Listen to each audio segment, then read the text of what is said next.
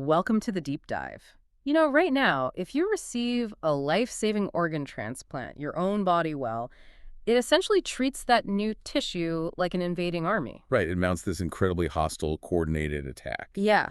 And that war, the organ rejection, is still the single biggest hurdle in clinical transplantation today. But imagine if the donor organ could deploy this invisible fleet of microscopic stealth ships. Like a covert operation inside the body. Exactly. Stealth ships designed to just dismantle that immune response before the first shot is even fired. Today, we are pulling from a pretty dense stack of sources. We're talking cutting-edge immunology research, medical journals, transplant studies. There's some genuinely paradigm-shifting stuff happening in intercellular communication right now. Oh, absolutely. So our mission today for you listening is to explore these things called exosomes. Specifically, we're looking at how the deliberate absence of these ID badges proteins called MHC class 1 and class 2 on purified exosomes minimizes the risk of host-graft reaction. Which basically allows these tiny vesicles to fly completely under your immune system's radar. Right, because traditionally, to stop rejection, doctors just glottally suppress your entire immune system, right? They do, yeah. Which leaves the patient incredibly vulnerable. But this research, it looks at nanoscale interventions. It's about manipulating the body's own communication networks to create localized tolerance. So it's not a carpet bomb, it's like a sniper approach. Exactly. Okay, so to understand these invisible delivery trucks, we first need to get a baseline of how cells talk to each other and, how that communication accidentally triggers these massive immune wars. Right, and that brings us to exosomes. Our sources focus heavily on these. They are extremely small extracellular vessels. I mean, we're talking 30 to 100 nanometers in diameter. Which is unimaginably tiny. Very. And almost all cells in your body secrete them.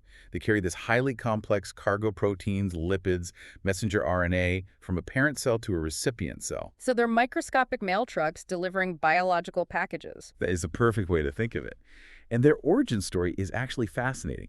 They don't just pinch off the surface of the cell. They form deep inside within these things called multivesicular bodies. Okay, so they're built internally before they're ever released. Yes.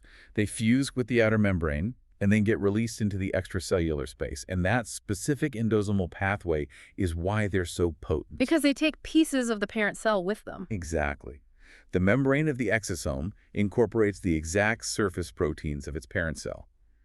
And in allotransplantation, getting an organ from someone else, the most critical surface proteins carried over are the MHC antigens. The major histocompatibility complex. Right. Your immune system uses these highly specific proteins to tell the difference between your native healthy tissue and something completely foreign. Okay, let's unpack this with the mail truck analogy. If exosomes are the delivery trucks, then the MHC proteins are basically the license plates or like the driver's ID badges. That's spot on. And if the immune system's security guards, the T cells, spot a truck with foreign license plates, they just sound the alarm. They recognize the alanogen, bind to it, and initiate a total rejection cascade. Yeah. It seems super straightforward, right? Recognition and attack. Right. Bad guy spotted, bad guy attacked. But the literature on how your immune system actually intercepts these foreign markers has evolved a lot. For decades, we relied on the passenger leukocyte concept. Which is the direct pathway, right? Yeah. The idea was that donor white blood cells, physically trapped inside the transplanted organ, migrate out, travel to the recipient's lymph nodes, and just directly show their foreign MHC to your T cells. Just walking right into the police station. Basically. But those donor cells don't live very long.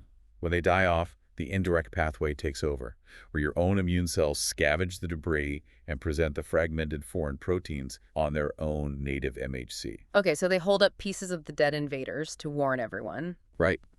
But the sources highlight a third mechanism, and this completely rewires how we understand rejection. It's called the semi-direct pathway. And this is where it gets really interesting, because this relies on those exosomes. It does, and it's driven by this bizarre phenomenon scientists call allo-MHC cross-dressing. Cross-dressing, like biologically. Literally, yes. In this semi-direct pathway, the healthy cells of the new organ continuously secrete their exosomes, which, remember, are covered in the donor's foreign MHC. The foreign license plates. Exactly. They travel through the bloodstream until they are captured by your own antigen-presenting cells, your APCs. And normally your APCs would just eat them and destroy them in a lysosome, right? Normally, yes. But here, instead of degrading them, the recipient cell undergoes a membrane fusion event. It takes the intact foreign MHC molecules straight from the exosome and embeds them into its own surface. Wait, right alongside its native proteins? Right alongside them, your own dendritic cells and macrophages are actively integrating the foreign identifiers. Wow. So let me get this straight. You're saying the listener's own native immune cells are basically putting on the enemy's uniform, parading around the lymph nodes, and subsequently getting attacked by their own immune system. That is exactly what happens. Biologically, this evolved so immune cells could share antigens and fight viruses better. But in a transplant, it causes a fatal biological misunderstanding. Because the T cells don't know it's a friendly cell in a stolen jacket. Right. T cells lack the capacity to distinguish that. They just react to the foreign structure and launch a catastrophic immune response against your own cross-dressed cells. That is wild. The transplanted organ is inadvertently weaponizing our own communication network against us. Exactly. It creates a massive amplification loop that ultimately destroys the graft. But realizing that this exosome-mediated cross-dressing is what drives the T-cell reaction, that opened up a completely new therapeutic avenue. Because if the foreign MHC on those circulating exosomes is the spark, we just need to take away the spark. Precisely. The structural manipulation of those exosomes becomes the obvious intervention. Which brings us to the core focus of today's deep dive. The profound, basically immunological silence of purified exosomes that specifically lack these MHC class 1 and class 2 proteins. It's all about stealth mode. The sources detail some incredible in vivo models using exosomes derived from immature dendritic cells and also from human adipose mesenchymal stem cells. I feel like the word immature is doing a lot of heavy lifting there. What's the difference? It's critical. Mature dendritic cells are highly potent T-cell stimulators. Their surfaces are completely dense with MHC class 2 and necessary co-stimulatory molecules. But the immature ones aren't. No, exosomes from immature dendritic cells are 50 to 100 times less potent at stimulating a T-cell response. Wait, 100 times just from being immature? Yeah, and this massive drop in reactivity is entirely due to the absence of key surface proteins. These specialized exosomes lack MHC class 2, and they lack crucial co-stimulatory molecules, specifically things called B7.2 and ICM1. Okay, so without the MHC class 2, there's no main target for the T cell to even recognize. Right, no primary A antigen. Mm-hmm. And without B7.2 and ICAM1, the structural antennas required to physically dock with the T cell to deliver the secondary activation signal, they're just missing. They just don't have the hardware. Exactly. And the stem cell exosomes, the exo-AACs, have a similarly blank profile. No MHC class 2, no costimulatory molecules, and incredibly low or even completely absent MHC class 1. So by using these inherently blank vesicles, the targets for Eller recognition are just gone. Yeah. The host's APCs have no foreign MHC to scavenge, meaning they don't cross-dress, meaning the T cells stay calm. The entire threat is neutralized. But wait, I have to ask a pushback question here because the immune system has backups, right? What about natural killer cells? Yeah. I thought they literally patrol the body looking for cells that are missing their native ID. The missing self hypothesis. Yeah, doesn't missing self trigger an attack anyway? Like, if a cell doesn't have MHC class I, the NK cells flag it as suspicious and destroy it. Shouldn't a blank exosome trigger that exact same response? It's a really good question, and theoretically it should. But you have to remember, missing self is a threat response designed for whole living cells. Exosomes are nanoscale vesicles. They operate under completely different physical constraints. Because they're just so small? Exactly. For an MK cell to activate and release its destructive granules, it has to form a highly structured physical connection. It's called a cytolytic synapse. It has to physically grab the target. Right. But because these exosomes are merely 30 to 100 nanometers, and they lack the costimulatory array to stabilize a connection, they simply cannot form that cytolytic synapse. The NK cell literally can't get a grip on it. Exactly. The physical scale provides a built-in layer of evasion. It bypasses the tripwires that would normally shred a larger cell. And since they lack MHC class 2 as well, they slip past the specific adaptive immune response, the helper T cells too. They slip right through the cracks. But what's really amazing is that their function extends way beyond just passive evasion. They aren't just hiding. No, they are actively pacifying the host's immune system. The research details how these MHC-stripped exosomes exert a direct inhibitory effect on T-cell differentiation and activation. Okay, but if they lack the surface proteins to dog normally, how are they communicating this? It relies entirely on the transfer of their internal cargo. When these stealth exosomes fuse with the recipient's immune cells, They dump a dense payload of microRNAs and signaling proteins straight into the host cell's cytoplasm. Oh, wow. So they just drop off the instructions internally. Exactly. And that payload fundamentally reprograms the cell's behavior. The microRNAs specifically target and degrade the messenger RNA responsible for inflammatory cytokines. So they turn off the alarm bells at the source. Basically, yes. In vivo models show a drastic reduction in signals like interferon gamma and interleukin-17, which are the main chemicals that drive tissue damage in graft rejection. They act like targeted gene silencers. They turn off the production before the cell can even make the inflammatory proteins. Right, and simultaneously, they increase the production of anti-inflammatory signals, like interleukin-10. That's incredible. So it's a complete shift in the chemical environment. It is. And it even drives massive structural shifts in the immune cell populations.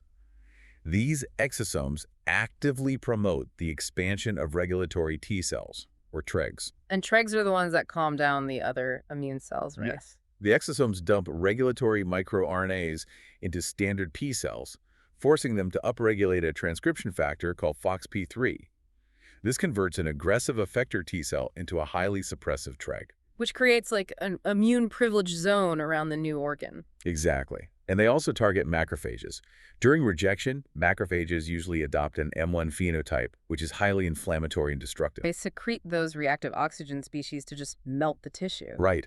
But when these stem cell exosomes fuse with M1 macrophages, the internal microRNAs force a radical phenotypic shift into an M2 macrophage. And M2 is the healing phase. Yes. M2 macrophages are central to tissue repair. They promote collagen formation, blood vessel growth, and tissue remodeling. So they're not just halting an attack, they are literally taking the destructive infantry and reprogramming them into a specialized repair crew. It's a complete conversion. So what does this all mean for you listening? It's like these exosomes aren't just stealth operatives sneaking past the security guards. They are stealth operatives who sneak in, hand the guards a cup of chamomile tea, and convince them to take the rest of the day off to do some gardening. That is a very vivid, but honestly very accurate way to put it. But wait, the bloodstream is still a really turbulent, hostile place. To do all this, they still have to survive the body's innate clearing mechanisms, right? They do. They might lack the targets that trigger T cells, but they are armored with a highly specific array of defensive proteins. The sources highlight the dense presence of a protein called CD47 on these purified exosomes. CD47, what does that do? It's a critical regulatory protein. When a macrophage bumps into a circulating particle, its baseline instinct is to engulf and destroy it. Phagocytosis. Just eat the trash. Right. But when the macrophage's receptor binds to the CD47 protein on the exosome, it triggers a powerful inhibitory signal inside the macrophage itself. It's like a biological kill switch. Exactly. The CD47 interaction physically paralyzes the actin cytoskeleton of the macrophage. The complex structural machinery it uses to extend its membrane and swallow the particle is instantly locked down. So the macrophage bumps into the exosome, but the CD47 physically prevents its cellular jaws from closing. It just can't eat it. And they're similarly protected against the complement cascade. That's the system that punches holes in foreign cells, right? It's an ancient, rapidly acting network of plasma proteins. But these exosomes carry membrane-bound complement regulatory proteins, specifically CD55 and CD59. How do those work against the hole punching? Well, the complement cascade relies on a sequential amplification loop. CD55 disrupts the early stages by accelerating the decay of a key enzyme, preventing the cascade from gaining momentum. It cuts the fuse. Right.